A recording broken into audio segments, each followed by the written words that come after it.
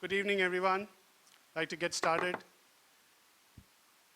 My name is Inijo Matthew, and I'm the Interim Dean of the Institute of Design. And I want to welcome you all tonight. And I'm going to just give you a short introduction of what we are doing here. We all know that intuition, imagination, and the ability to synthesize are the superpowers of every designer. But what it also creates is a little bit of a mystique, a magic black box.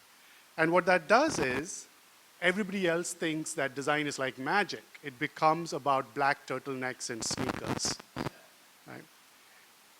And if you know what to do, you know. Otherwise, just go sit in the corner and do that uncool thing that you keep doing. As early as 1955, we at ID decided we want to become a functionalist school of design. But what does it mean to be functionalist?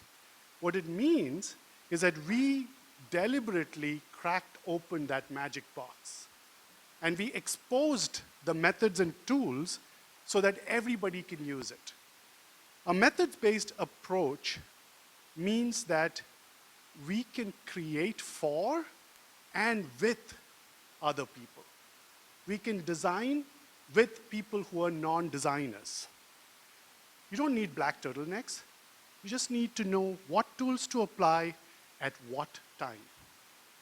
And this is the magic of methods-based education. Then sometime in the mid-2000s, you have a turtleneck, Vijay? It's not black. Then sometime in the mid-2000s, then Professor Vijay Kumar said, not only should we expose our design methods, we should also document it and publish it. It was a radical idea, right? The first iteration of this, some of you may remember, was a methods poster. Do you remember, Vijay? It was also the first time we actually used the old ID logo. This is the first time it was actually published. And then, after many years of hard work and multiple interactions with students and faculty, Vijay published 101 design methods. Today, 101 design methods is not just the most definitive book on design, it's also a seminal book on design because it inspired other designers to write similar books. It has been translated into several languages, but most importantly, it communicates to the world there is no mystique to design, and it opens up the theme of our 85th anniversary celebration. Design is for everyone.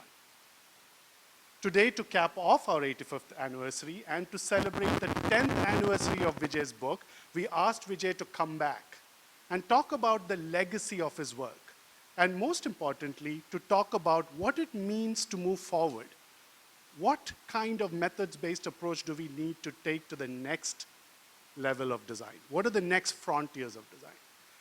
But in addition to that, we also asked some of our ID alums to come back.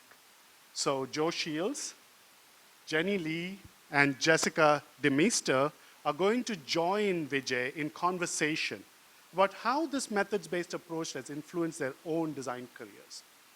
And without much further ado, I want to invite my dear friend, mentor, and guide, I have to read this out, ID Chuck Owen Endowed Chair and Professor Emeritus, our own superstar, Vijay Kumar.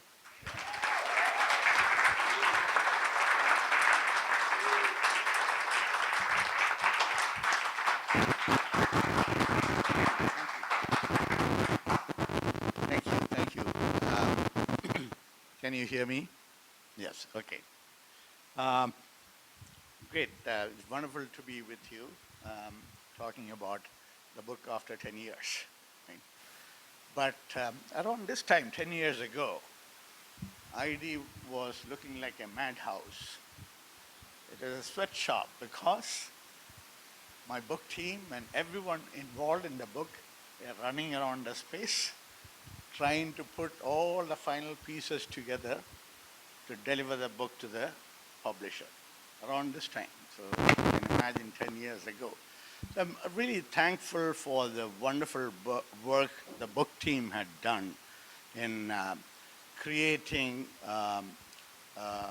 ideas that sort of contributed to the content, but not only that, they were on the field doing the nitty-gritty details of the book, like diagrams and taking pictures and 10 different reviews on the draft material, and including getting permissions for publication from the participants as well. So amazing time, amazing team. I'm really thankful. It was, Jessica asked me, do you feel nostalgic about those times? Yes, I do. So, what led to the book? Little reflections on what led to the book and what was happening before that, right? In 1990s and 2000s, the design was more about one thing, right? Focus on a product and make the product better, or a service, or a message, or just focused on one thing. But there was a transformation happening during those early days, 1990s and early 2000. It's not about just one thing. It's about the whole thing, right? That one thing that we are improving is part of a system, right? So the movement from product to systems was big time happening. To support that, even the processes changed from intuitive processes that individuals come out with ideas and concepts to collaborative, structured, disciplined processes. Right? That's an interesting shift that is happening at that time that I think contributed a lot to the idea of the book itself. Intuitive process to structured, disciplined methods. And who were leaders in that space? Doblin and ID. Doblin is a consulting firm based in Chicago, trying to work with clients on exactly this idea, telling clients, very big companies like Apple and IBM and Texas Instruments and McDonald's, that in order to come out with innovations, you have to have the systems view of what innovation that you would produce. So Doblin and ID, of course. So I'm going to give you a little bit of my experiences at Doblin and ID. Doblin team was fantastic in the sense it was truly multidisciplinary.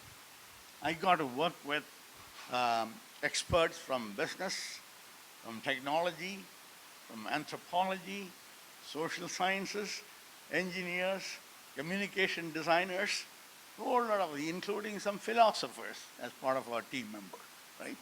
So it is a truly multidisciplinary view that Doblin folks had to recommend innovative direction to organizations. Now, supporting that is the intuitive process will not work there. Intuitive approach to design will not work in that context. In that context, you need really well laid out discipline processes that everyone understands. All disciplines understand. So that is the beginning time in which we experimented with really great discipline structured methods, and they stamped me as a chief methodologist, right, Doblin. So taking on that responsibility, I had the wonderful time with the freedom that Doblin offered to work with real projects in the context of client, real projects, and I could experiment with a whole lot of methods and tools. Many of them found their way into the book.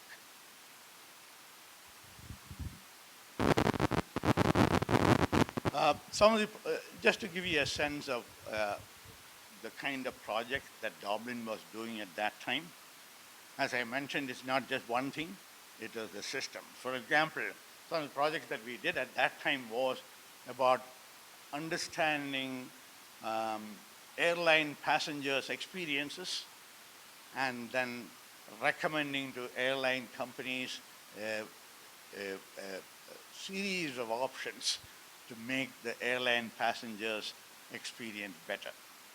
So that is the systems level, right? When you talk about airline passengers' experience, there's a whole lot of moving parts. In a system consisting of a whole lot of moving parts, right? So interconnecting all that, understanding all that, and then another example is future of work. We were focused on the future of work. What might happen to work behavior that all of us go through, and what might happen? See, we looked at a lot of scenarios for the future of work, and again a system level project, which is not just one thing but a bigger picture. ID at that time. I learned a lot from ID gurus at that time, starting with Jay Doblin.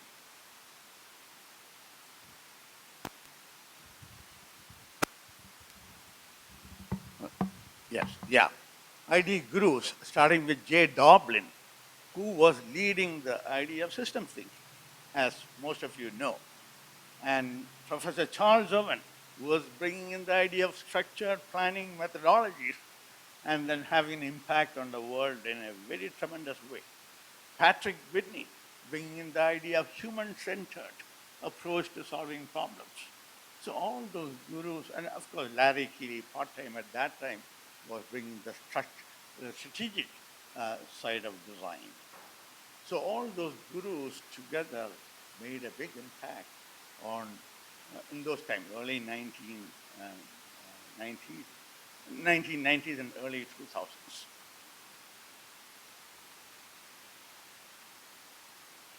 Some of the projects that I was doing at ID also was at the same league. For example, our student team was working on the farmer's experience. Right? It's not just one thing. You have to fully understand the farmers. Right? So think about a system with all the moving parts in that context. You have the farmer, you have their family, you have the farm itself, the soil, the fertilizers, and the equipment that they buy, and equipment manufacturers, legal systems that they have to follow, the harvest, the plethora of components. I think we started thinking of them as components of a dense network of moving parts. That's another way to think about systems, a dense network of moving parts. It's dynamic, it's not static at any time. And you have to understand that dense system of moving parts. That's what some of the approaches that we took at ID projects. And most of my projects that I could do at that time, working with real sponsors and companies and foundations and nonprofit organizations, gave me and the student team an exposure to deal with system level challenges in the real context. So that was exciting as well. A lot of those projects, if you look at the book, I have covered at least 72 projects that we did at ID, 72 different types of projects, one in product development, service, and user experience, and all kinds of projects. So that itself is a great, great satisfying thing that method can be applied to various kinds of challenges. So all that created an environment, a sort of a critical situation in which there was a need for everyone to understand structured methodologies so that we can approach system level challenges. Then the book happened, right? Before that, a lot of people were asking me, when are you going to write a book? It never happened because I was not paying attention to that. But this ecosystem of changes that happened in 1990s and early 2000 created a critical mass of needs that resulted in the book. So I'm so grateful. And later, after the book was published, a whole lot of other books came up in the marketplace dealing with methods and tools and processes. That itself is interesting as a change that happened.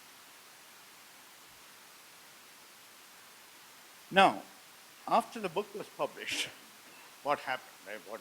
What are the activities? Of course, a natural reaction was how to use the book, right? There's a widespread use of the book in various projects at ID, at Dublin, and everywhere in the world. The book is translated into 8 different languages. So globally, the method became accessible and teams were using it in their projects. And whenever I ask people, how do you use your book, I get different kinds of responses. Some people say the obvious, I use it for my project, apply it to my project. Then some people say, I use it as a reference. I want to know more about a particular thing, I go to the book as a reference. Others say that, look at my book, I have all these post-it notes at dog ears in different pages, right? They show me the book with 101 dog ears. So, that's how some people use that in a quick reference so that they can apply it. Then non-obvious uses of the book. Some people say, when I get stuck, I go to the book. So it's not with a purpose. When I get stuck in my project, open a page for some inspiration. That is surprising to me. Those kinds of uses of the book, and of course, faculty and workshop facilitators started using the book as a resource for conducting workshops and coaching sessions. So all kinds of things. How do I use my book? As a paperweight. pretty heavy. Right? Papers don't fly away. Not too heavy, but just right size. The projects that I did, just to give you an example of, after the book came out, some of the projects in which we applied those methods was again, took on a different shape. It's not just about systems. It's about looking at larger complex systems in which many participants are involved. So we used to work on projects like home life. We took up a common activity like home life, right? You remember some of those. And then created a consortium of interested complementary companies. One beverages company, one food manufacturing company, one furniture company, one financial systems planning company, and things like that. There are a lot of companies who might have an interest in the idea of home life. Then the dynamics change. It's not just system from our perspective, it is the system that in a collaborative way. How do you approach the idea of home life from the perspective of all these various companies who are interested in parts and bits and pieces of that? So the dense network of moving parts had to go through real rigorous changes and analysis. So that was a very great time that we had that idea at that time. Then I also got to, as an advisor beyond idea, also got the opportunity to work even larger challenges, larger complex challenges, working with governments on government innovation. Inherently, governments are a mega system. Whatever innovation they come out with are mega system that affect the whole nation or the whole global scenario, right? So working with them took on a completely different challenge. I worked with Bloomberg Philanthropies Mayor's Challenge. I don't know, some of you may have heard. Mayor's Challenge is a challenge Bloomberg Philanthropies set out to all the mayors in the USA 1 year, the next year all the mayors in the world. Bring out your ideas or concept that you have in your mind that will make the citizens' life better. Propose it to us, and we will go through them and support you in developing them, implementing them. Amazing project in which our design process was applied in that real context. They were going through some of the steps that we normally do: research and analysis and insights and idea generation, prototyping on the field, and things like that. So that is an amazing experience that I've had that completely changed my mindset about design. Design is not one thing, right? It can be that big. So moving to the last section that I want to share with you, what is next? Right? What could happen? So some of my speculation, my reflections on what might happen is one of the main things that we have to be prepared as designers, as innovators. We have to be prepared to respond to a lot of things For example, we have to be prepared to respond to large-scale challenges that'll come in our way, just like the mayor's challenge or the global challenge that may come in our way, right? We should be prepared for that level of projects, city-level project, country-level project, global projects. In order to approach that, maybe the 101 design methods may not be enough. Right? We need to develop new perspectives and new methods that will take into consideration all those larger forces and in order to deal with that dense network of moving parts. That's one thing. Again, my point of view is that we can be prepared for that because if you do projects of that nature, you capture what really worked in those projects. You capture that and ask yourself, how did I do it? How did my team do it? What is the process behind it? Document it and share it, right? That's one best way in which we can make these methods come alive to large systems. Other forces that we have to pay attention to, changes, drastic, sometimes unknown changes like what we have experienced recently, like the pandemic, or now the pandemic created remote work.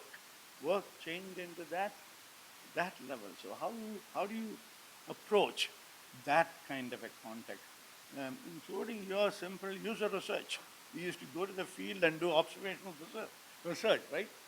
That's no longer good enough, right? So remotely, how do you do user research? How do you understand people and their behavior? New methods that we develop. Technology trends that are driving change. Big data, AI, and all kinds of trends that are right on our face, right? As designers, we have to deal with it in our projects, right? How do you deal with that with a structured, systemic method? Those are opportunities for us to be prepared for and respond to. That's how I see it. And then, of course, doing good for the society. That's another thing that we have to be doing good for the society and the planet. A lot of our effort, and some of you are involved with projects on sustainability, right? Or social innovations. They all come under that mindset. So how do you deal with that mindset of social reform and doing good for the planet and the environment? That's something that we need to pay attention to. And finally, I think the crux of all this is that, in my opinion, it's not about methods that you can apply. It's about the mindset, right? The mindset that we need to have to deal with all these complex challenges and changes and trends and all those. If you have a clear mindset that helps you make clear mental models, the methods and the practice will follow that. That's my belief, and that'll become a major focus, in my opinion, in the next few years.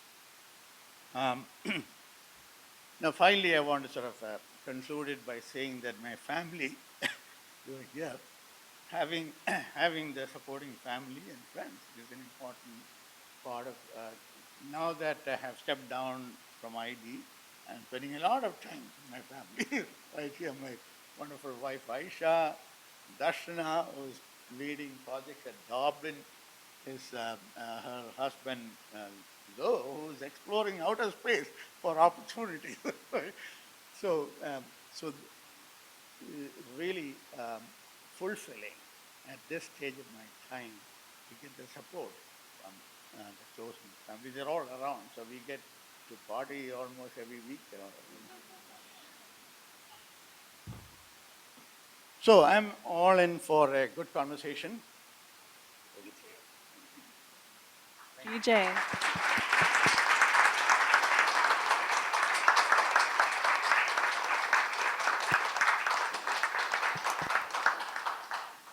Wow.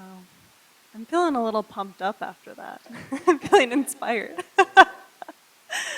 Hi, everyone. My name is Jessica DeMeester, and I graduated from ID. I was a foundee and did MDes in December 2020.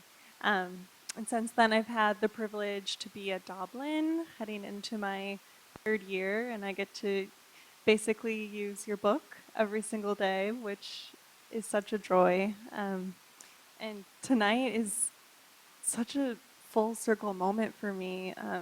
I have a very emotional connection to your book. I don't think I've told you this. When I was in college, I was studying business and art, and I didn't know how to bring the two together. And I caught wind of this thing called design thinking / human-centered design, and went to Google and ordered a book. I ordered your book. And I opened it and immediately felt like I had just opened this field guide to an alternate universe that I didn't understand, but I knew that I really wanted to figure it out. So that was the impetus for many years later coming to ID, and I'm so grateful. So thank you. Kristen asked us to share a favorite method or two, and of course, we flux and flow and use all sorts of methods all the time based on what phase of the project we're in. But a favorite kind of turning point moment that I love to do with clients is use the analogous models method, which basically is helping clients get outside of the world and the problems and the status quo of their job in their industry and see how other people have solved their problem in other ways. So, for example, I do a lot of work in healthcare, woot woot, to the patient experience project, and to help our client get out of just kind of the constraints and what they're facing in their health system, we brought some inspiration to them by looking at Noom and how they address behavior change. Or we had them look at FedEx and look at how FedEx keeps you in the loop on when things are coming, when things are delayed. You can even change things midway, and likening that to like a patient scheduling for care and all the steps that follow. So anyway, that's always just a very beautiful moment when you see the client's mental model kind of break and shift into this new art of the possible, this new way of thinking, and co-creation usually gets pretty interesting after that. So that's my little method to share, and now I'd love to hand it over to Jenny and John. Joe. I'm so sorry. Joe. Is it working? Okay. Yeah, so I think I should probably start with a little bit of background because there are a few familiar faces, but a lot of unfamiliar faces. So I was at the Institute of Design from 2007 to 2010. I also was part of the Foundations program. And then since then have stayed local. So out of school, worked with RTC, which does work in the retail space, and actually like physical retail spaces. And then from there moved into some consulting. I was at Gravity Tank as a design researcher for a few years, where I got to do a lot of work in a whole lot of different domains. Consumer packaged goods. They were doing a lot of food design at the time. Also, interaction, interactive experiences, digital experiences. And then since then, I've spent the last 7 years at Morningstar in a couple of different roles. Kind of made my way in as a researcher on their software arm, and then moved over to actually their data side.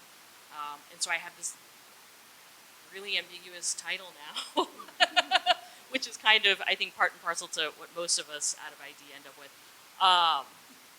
But I'm a design content specialist doing data strategy. What? We can talk about it later. But anyway, it's just about taking what we do here, what we've done at the Institute of Design, and applying it to data sets, finding new data opportunities, thinking about data acquisition and collection, and how we surface and display that stuff. So I work a lot with our software teams also, but sort of my niche now is in the data space. Thinking about sort of that request around, looking at some favorite methods. When I first got that ask, I was like, okay, I gotta find this book again. I know I've got this here somewhere. I gotta find this book, and I gotta kind of flip through and remember like what all is in there.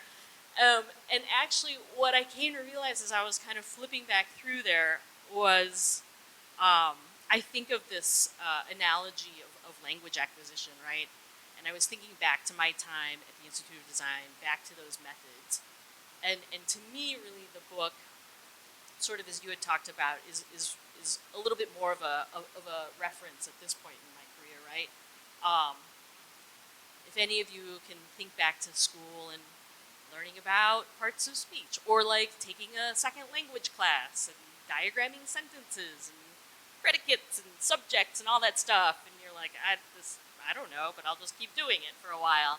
And then over time, you can actually like make sentences, and you can actually speak a language, and you feel comfortable in it. And actually over time, if you really become fluent, it actually, there are certain words, there are certain things that you can only do in these languages. And to me, that's a lot of what feels like my journey has been, thinking about that starting place of the book, thinking about those methods as maybe individual parts and pieces that I needed to learn very deliberately at the time. But at this point now, for better or for worse, I don't know what I'm doing. I'm just kind of doing it. And maybe it feels a little black box again. And there are opportunities in my role sometimes now to actually teach colleagues and work through some of these in more specific ways. But I think that the power is, evolving to a point where I'm thinking about this more. I guess in your book you had talked about sort of modes and mindsets, right? Really approaching a problem with a certain mindset and thinking about where am I and where do I need to get to next. And so that's actually, those are the parts that resonate with me more at this stage. But I mean, you got to learn your whatever conditional present participle things or whatever they are, right? Before you can actually speak fluently. So I don't know. I guess it's sort of like all the methods, feels like a cop out of an answer, but I don't know if I could pick one at this point. But anyway, I will pass it on to Joe. That's cool.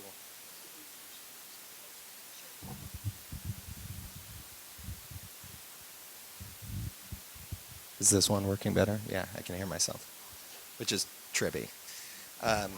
So my name's Joe Shields, class of 2011, so the year after you. But that puts me as part of Marty's first foundation class when he came back to ID, fall of 2008. And I did the MBA MDes dual degree. So, to this day, I'm not sure what's more of a badge of honor, being Marty's first foundation class or 2 graduate degrees. I'm pretty sure it's being part of that foundation experience.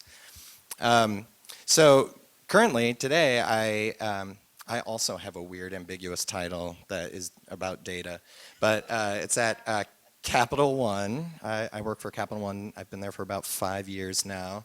I worked in the design org for a while, but now I am on a data science team, but part of the product management job family.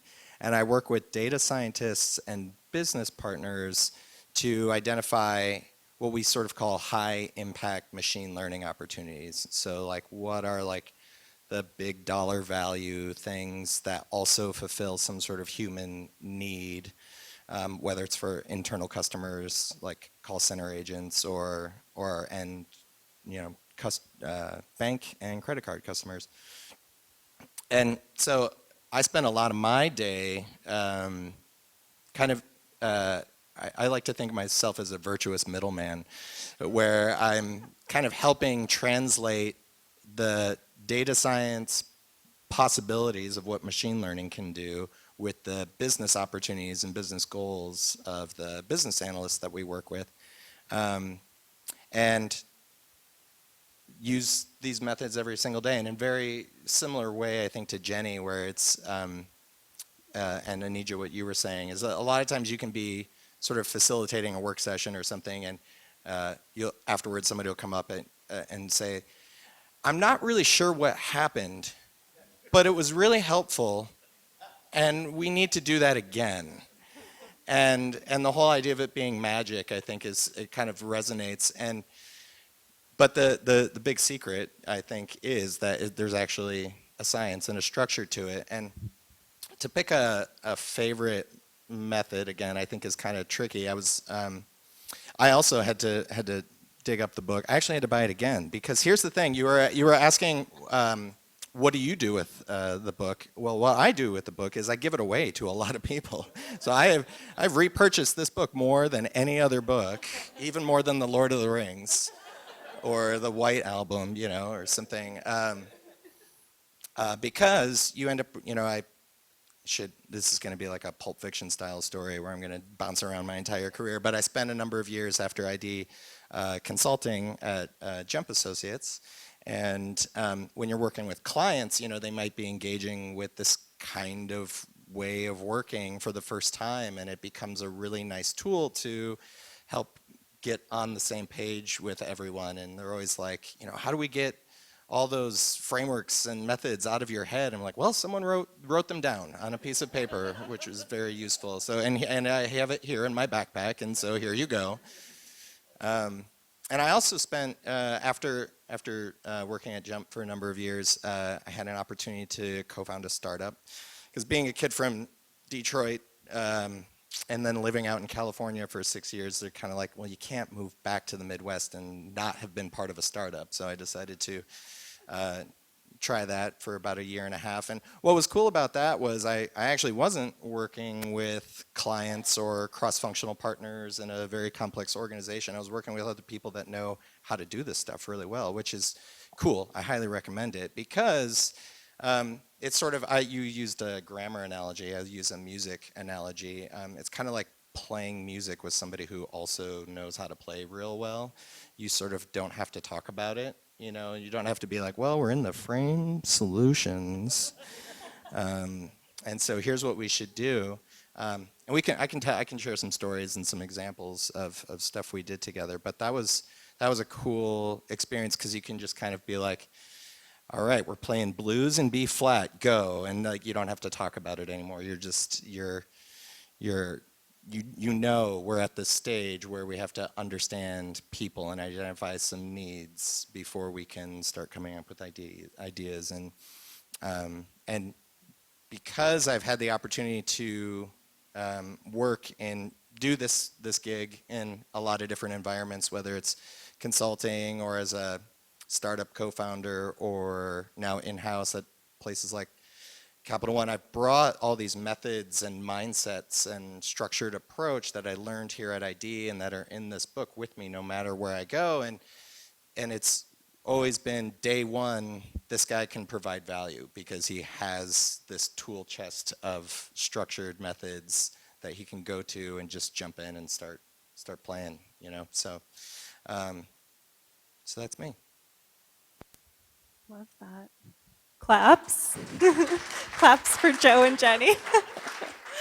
And I'm curious, Vijay, you gave us a bit of a picture of what it was like at ID when the book was coming out. What was it like for you as a student? For both of you? Were both of you here while it was coming out? We just missed it. Or just Joe? Yeah, we just missed it. What was it like, Joe? I saw the beginnings of the storm. It was brewing when we were still here. Well, I joined fall of 2008, so I think I was sitting at my desk in the foundation area like week 3 or 4, and the global recession started. The housing market collapsed. I was like, well, I'm just going to hide in graduate school for 3 years and live off student loans. So that was interesting, because talk about world-changing events and complex systems and how the world can change. I started when I graduated from ID. That's the job market we were going into. Was the world is now changing in profound and fast-moving ways. And the other thing that was going on, this is so cliche, I'm back at ID and I'm going to mention the iPhone, but it had just come out, and so like it was affecting a lot of the kinds of ways that we were thinking about designing things, whereas like now I think a lot of it is like designing with data and things like that. So it was fun. It was a bit of a journey because the world was changing so fast. Like on the first semester, Marty had me all fired up. I was like, I'm going to be a product designer. And Marty's like, well, I don't know if you're going to be a product designer. And then we're all like, well, we're going to be interaction designers because there's this new iPhone, and that's not even like an industry term anymore, So no. So, and that's I think that's another cool thing is no matter sort of what role or what we call it, we're still doing fundamentally the same things because it's all rooted in these methods and mindsets. Idea was cool though. We were in River North. It wasn't this pretty, but it's pretty okay. Sounds It was easier to get to food. I'm starving. That's when does the actually reception really start? important. You mentioned mindsets, and I wanted to circle back. Vijay, you mentioned, above all else, yes, there are these methods, and yes, we have this process, but at the end of the day, it's about a mindset.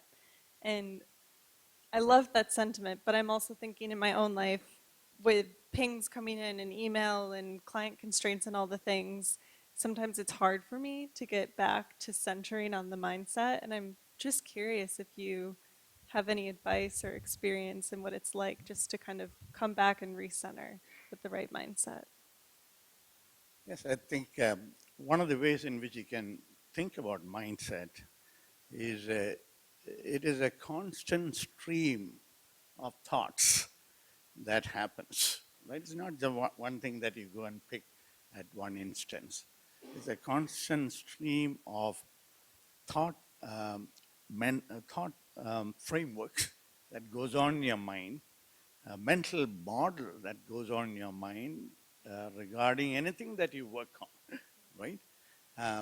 So if you think of that as continuous framing of mental models that'll drive your work, that'll drive the use of the methods. So methods is a practice stream of your work. You're practicing, you're taking action using methods. There's a thought stream above that. Think of it that there's a thought stream, which is your mindset, and constantly exploring and clarifying with mental models what you ought to be doing. That should support your practice stream. So that's one way to think about it. It's not just that you have to consciously, go up on your scale of abstraction and then come down, right? So that's one way to, it's natural. It is a natural process that all of us go through unconsciously. So in my more recent interest is exactly that, exploring. Methods are great to practice what you do, but is there a way in which you can create a disciplined approach to creating mental models? How to deal with your mental model of, let's say, trends, right? You talk about trends. What is it? What is my current mental model that will help me with clarity to deal with the trends that are happening? Or another mental model that you might have is the innovation culture of the organization itself. A lot of times leaders are worried about how to maintain the innovation initiatives of all the people in the organization. What kind of mental model should I be creating that can drive my programs or how I affect other people in organizations? So there's just two examples. There are so many examples of areas in which you can create expertise on that mental model. So I'm trying to explore that field, which compels me a lot these days. Yeah, I could add to that a little bit too. I was thinking about, I guess for me also is as far as mindsets, like instead of thinking of it as like another list of things I got to remember or look up in a book or whatever, I'm also, everything for me, like the continuity, I guess, is about a certain approach or attitude towards things, right? So what do I hang on to no matter what it is I'm doing, when we're trying to define sort of this new opportunity and we don't even know where we're standing, right? Two things, that I've learned over time is like tangibility and iteration. Like, I can't tell you how many things I've started and like worked on a little and like, is this working? We'll keep going. If it's not working, it's in the trash. Okay, let's try this. Oh, okay, no, I have this other thought, doesn't work in here, so I'll try it in here. And those are just like habits that we build, right? And when I say tangibility, yes, like while we were in school, it was about building physical things. You know, the space that I work in now in data, like, data is real hard to touch and, you know, measure, but, you know, it's still about documentation, right? When we're working on a project, write, like, quite literally, like, write down what someone said. Is this what we're talking about? No, it's not. Okay, we can toss that one and let's try that again. And so tangibility in a very broad kind of way, but just getting those things down to look at, to point at. And I think that for me, sort of those two things, you know, are what I can pin all of these methods, I can pin all of these things against, you know, because if you naturally are in this habit of just trying something new and trying something new and trying again because that doesn't feel like it's working quite right, inevitably you're going to make your way through a good number of those 101 methods because, you know, you don't want to be doing the same thing over and over again, right? So I think there's a lot in terms of just kind of hanging yourself onto a couple of those habits or approaches. I'll say something too. Yeah, I think of it very similarly, especially when you're working with people. We've talked a little bit about doing this kind of work with non-designers or people that haven't been trained in how to do these things. And I think today, at least for me personally, I'm rarely doing this stuff alone, whether it's with somebody that knows how to do it or with somebody who's new to it or hasn't experienced it yet. We're rarely doing work alone, which means that you have to have some sort of thing that you can align around, have some sort of shared language. And the thing you said about like, oh, well, we wrote this down and we held it up and we said, is this what we're talking about? I think the other thing that strikes me now, practicing this out in the professional world for 11 years, is that hardly anybody writes anything down. It's crazy. It's crazy. Nobody writes anything down, and there's 101 ways to write things down, I think. And that's part of that magic superpower is like 9 times out of 10, the value I'm providing is having a way of listening to what people are saying, writing it down on a piece of paper, holding it up and saying, is this what we're saying? And then you can write it big. There's lots of different ways. Yeah. And then also using methods, various methods of like, of then structuring all the things that you've written down, evaluating them, and then making a decision. And I quote, I was telling you in our pre-production meeting, I quote Vijay like almost every other week that, you know, it's about alignment, not agreement. And that's a mindset that I have really, as soon as I heard that, it really resonated with me as someone who likes to be right. Which I'm guaranteeing most of the people in this room also probably like to be right, but it's not about winning an argument, you know, it's about the work and it's about moving forward, especially when you're not doing it by yourself and you're doing it with a group of people who have different experiences, different, you know, different expertise. Yeah, exactly. So thank you for, it's not about agreement, it's about alignment, yeah. That's so good. Wow. So much wisdom up here. I would love to open it up now to all of you. Any questions or things that you're curious about that have come up? This will just be kind of open Q&A from here on out.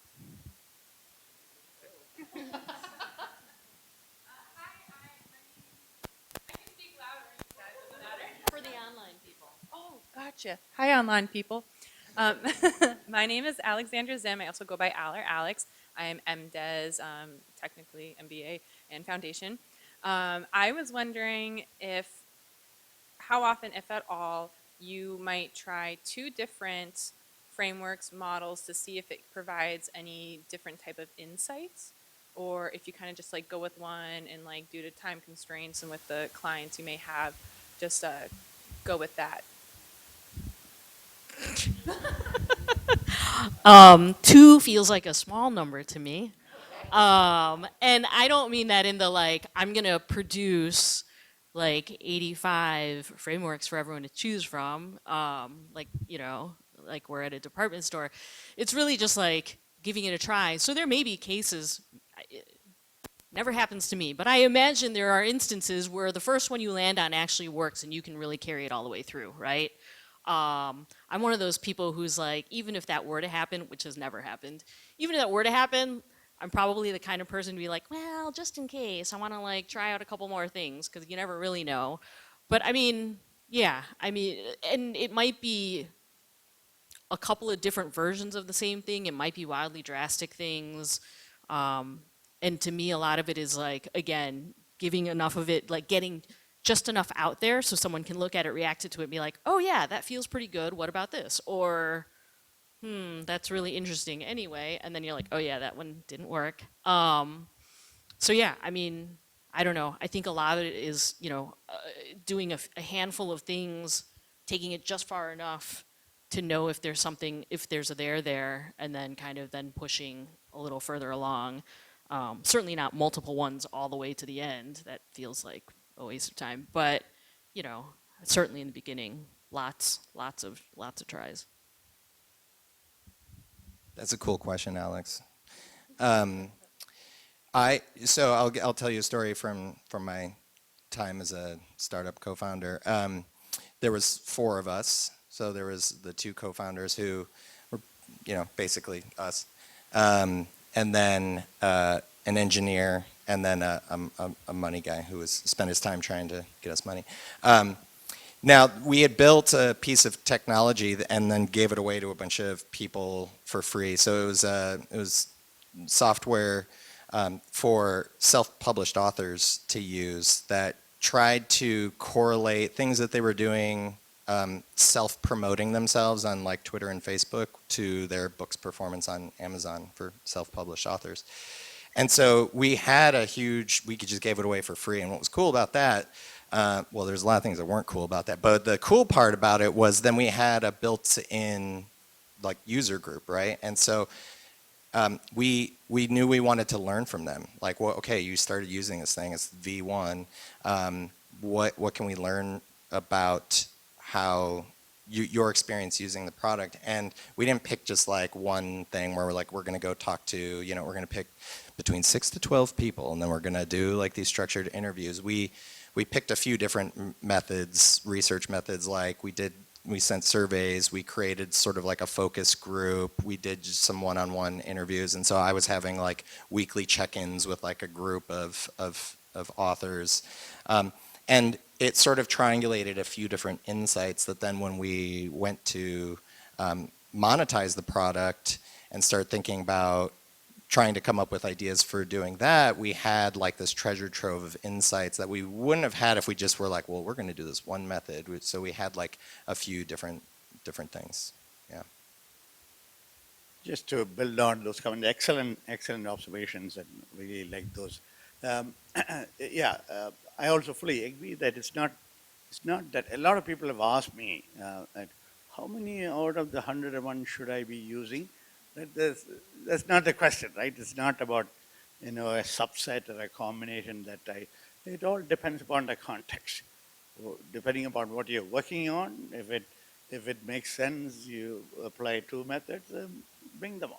But the downside is that you should be aware of all these methods and tools. It's not that which one you select. It's the awareness of all these tools and methods, and being aware of how long it will take, what are the resources needed, and am I ready to do that? And those kinds of decisions will prompt you to choose the right kind of method for the context.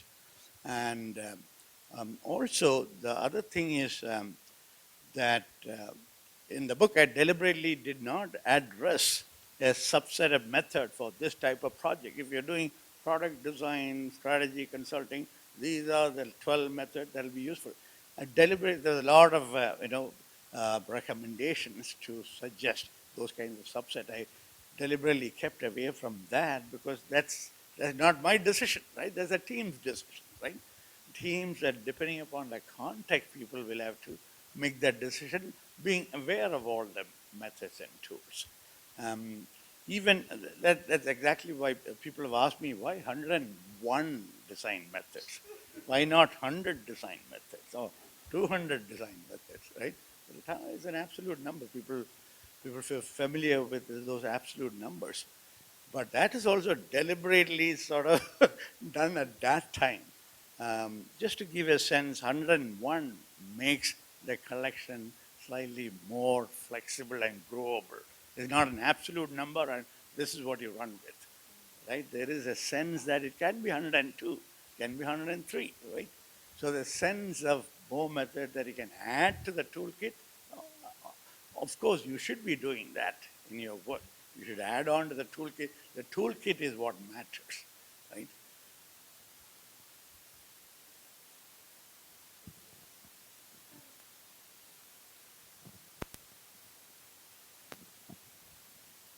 Help me here because this is very emotional to talk to Vijay about that. But let me tell a little bit of personal stories. Probably you never heard those stories. We never had the chance to talk about that. And to contextualize, to help a lot of people contextualize Vijay on what he can do at least for one person. And probably this can be multiplied by thousands. I can guarantee that. But I'm Carlos Teixeira, I'm a faculty member here. And Vijay, thank you very much for all the opportunity that I had to be with you. The first story is that I was here when Vijay taught the first class asking, let's catalog those methods. So this is 99 or 2000, don't remember exactly the year.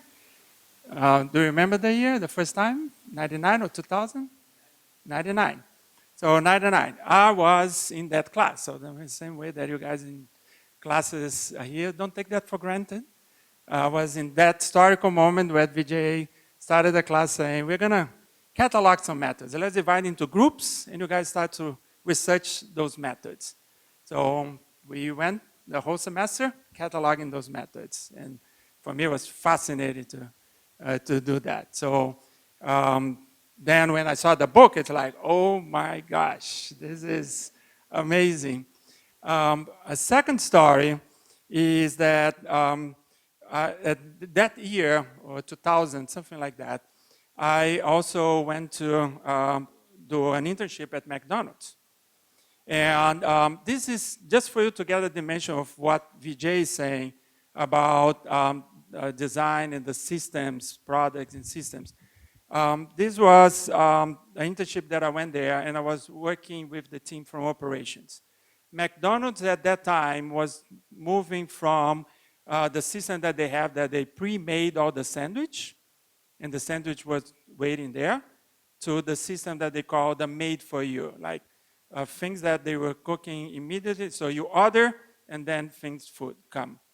And so the whole design of the kitchen, that Dublin did a lot of study about that and reports and material about that. So when I got there and was working the team, they have done changes in about 5 pilot restaurants.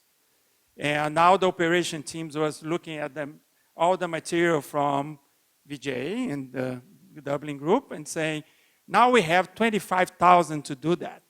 How do we go about that? Like, look at that, the manual. So my point about this is not only the scale, but what was fascinating was to see the document.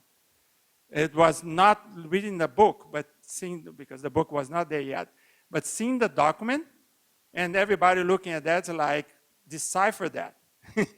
And then it's like, oh, I can do that. I understand the language here.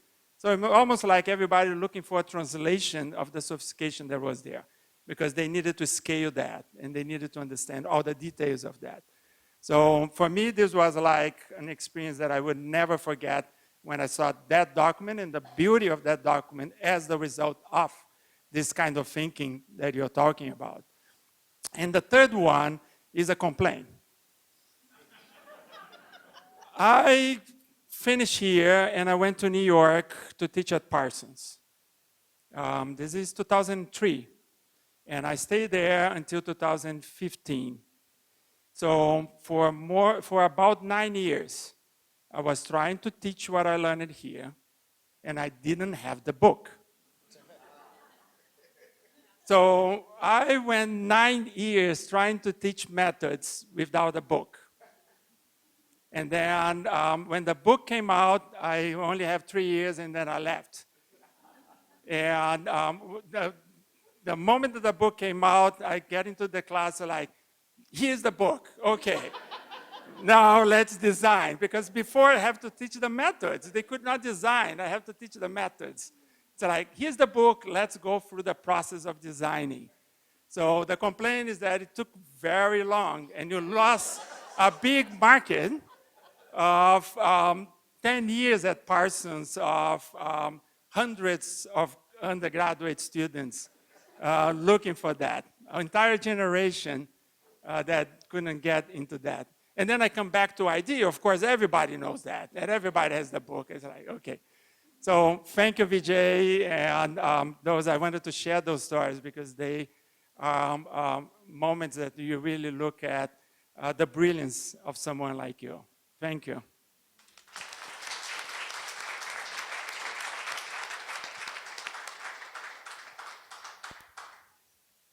Yeah, one last question.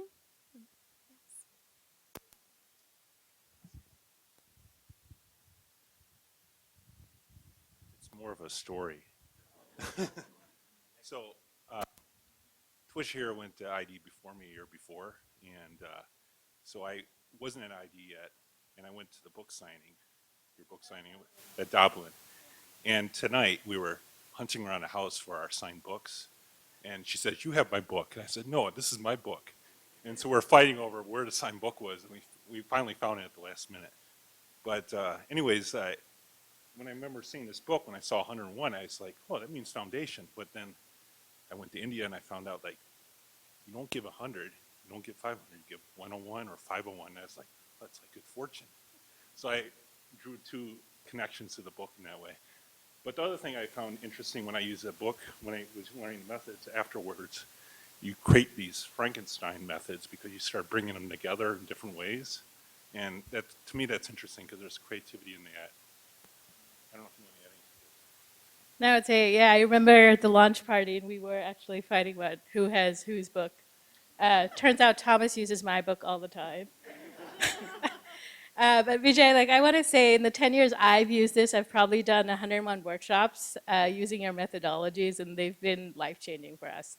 I have a cousin that's here, I have a niece that's applying to school, so ID and you are a big part of our life. Thank you.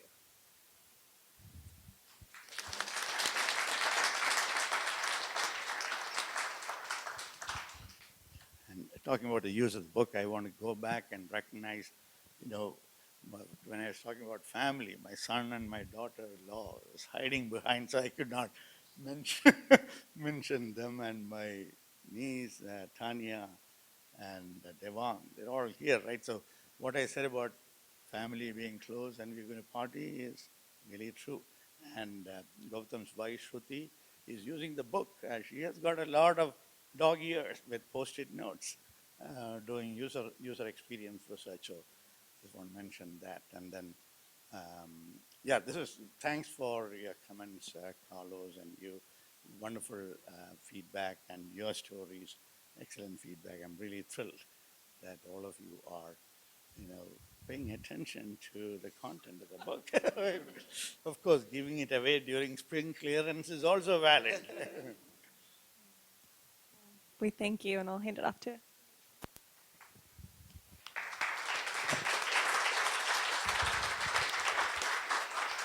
Well, thank you very much, Vijay. We are all big fans, as you can see. Thanks. Let's give a round of applause for one, Vijay. But of course, also, for all the students in the room, future versions of you, Jessica DeMeister, Jenny Lee, and Joe Shields.